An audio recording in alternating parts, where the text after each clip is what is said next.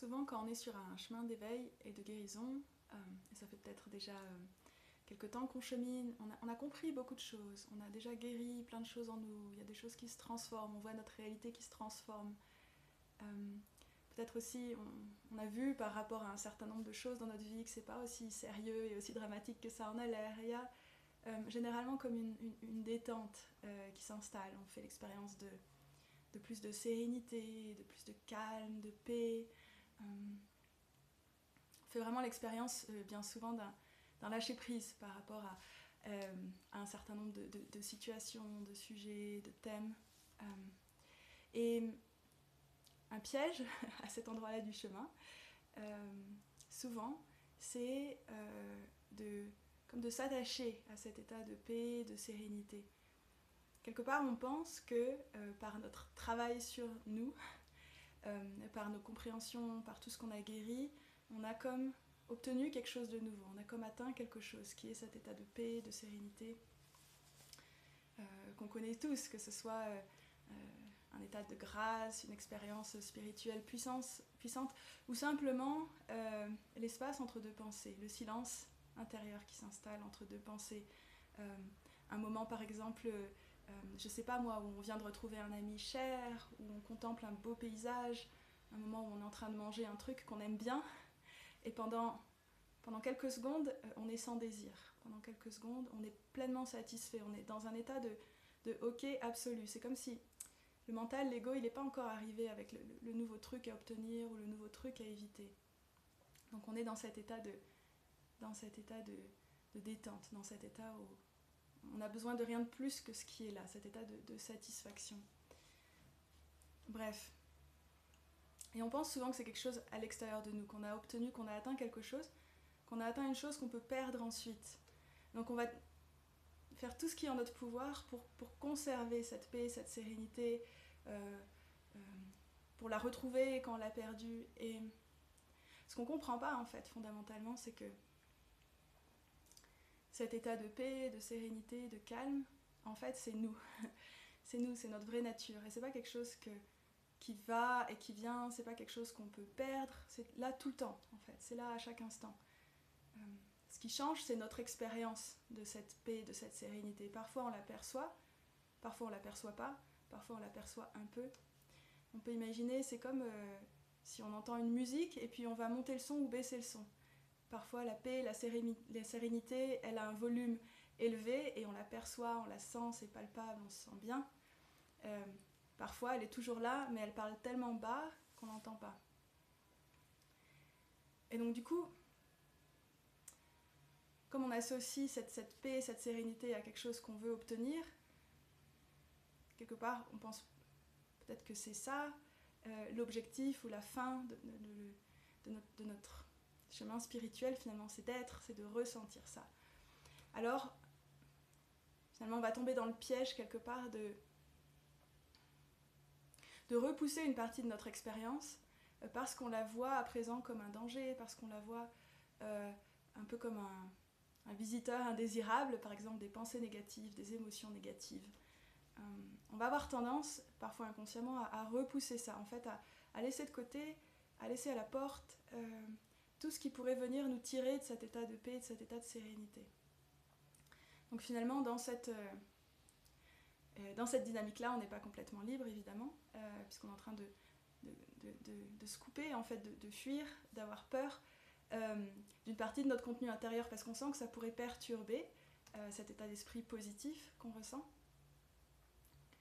Et dans mon expérience, ça marche peut-être pendant un certain temps, mais ces pensées, ces émotions qu'on laisse de côté, parce qu'on se dit... Souvent, on se dit c'est un problème. C'est un problème, ça veut dire que j'ai un problème, ou alors c'est pas spirituel, si j'ai ces émotions et ces pensées, par exemple, d'envie, de jalousie, ou de manque, ou de colère, ou peu importe ce que ça peut être. Alors ça veut dire que je suis pas assez spirituelle, ou ça veut dire que je suis pas assez avancée sur le chemin, ou etc. etc. Mais c'est comme si ces pensées et ces émotions, elles restent de l'autre côté de la porte, elles disparaissent pas dans la nature, elles vont pas faire un tour, elles sont toujours là en fait. Elles sont toujours d'une certaine façon attachées à notre corps subtil. C'est juste qu'elles sont plus dans notre champ de conscience en fait. Ce contenu il passe à être inconscient. Jusqu'au moment bien sûr où il se manifeste. Donc mon expérience c'est que quand on arrive à comprendre en fait que cette paix, cette sérénité, on ne peut pas la perdre, qu'elle est toujours là, que c'est nous en fait, et que par-dessus ça il y a comme ce contenu psychologique, ces pensées, ces émotions, ces perceptions, ces ressentis.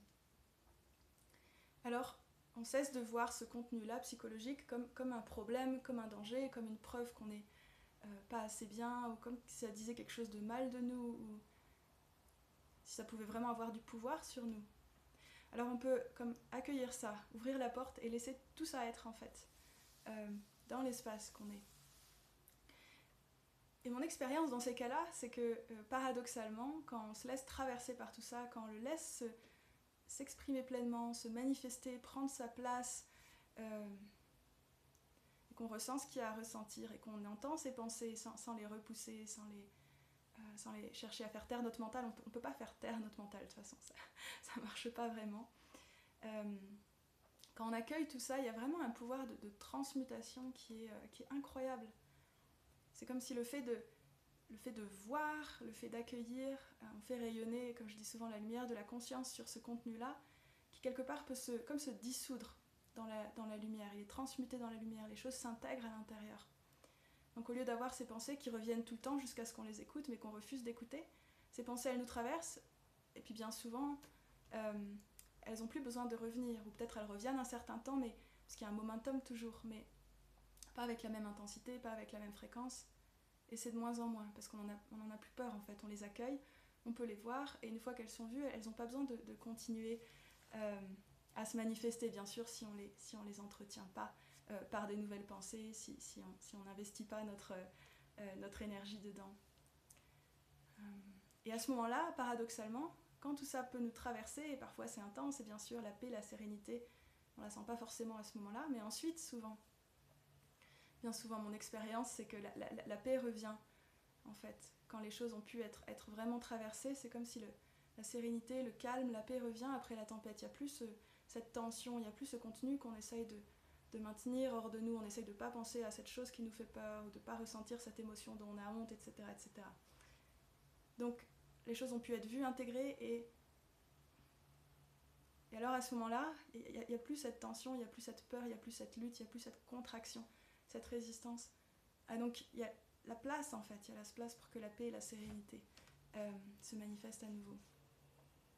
Mais en réalité, même si cette paix et cette sérénité ne se manifestent pas, parce qu'après tout, on ne sait pas, c'est pas nous qui décidons, c'est une grâce qui nous est donnée, c'est ces états d'esprit positif.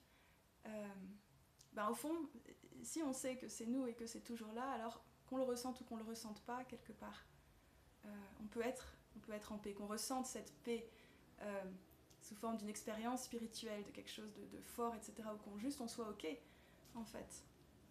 C'est suffisant. On n'est plus torturé par ce contenu qu'on essaye d'éviter. Et du coup, au passage, on se reprogramme vraiment avec cette idée que on est la paix, on est l'espace, on est la conscience dans lequel toutes ces pensées, ces émotions, ces perceptions apparaissent, dansent leur danse, disparaissent. Cette activité-là, c'est pas nous, c'est la paix. Et donc, il n'y a pas à avoir honte ou à voir comme un problème aucune de ces pensées, de ces émotions. Il n'y a rien qui est mauvais ou pas spirituel. Et on peut vraiment faire profondément la paix avec notre humanité, en fait, avec n'importe quelle expression humaine qui est là pour nous, qui nous traverse.